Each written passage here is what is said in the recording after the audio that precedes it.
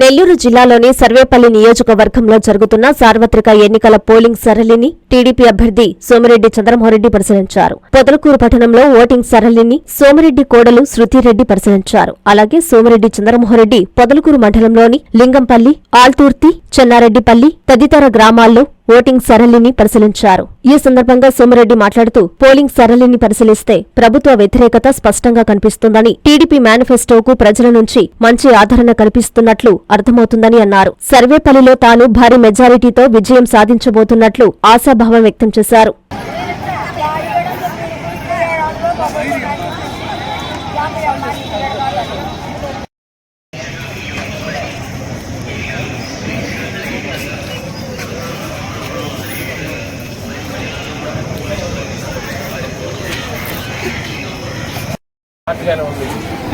కాకపోతే మేము ఏం చేయాలని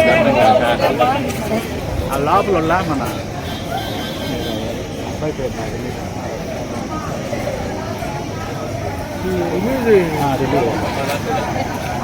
వినాయన లేదు ఒకటి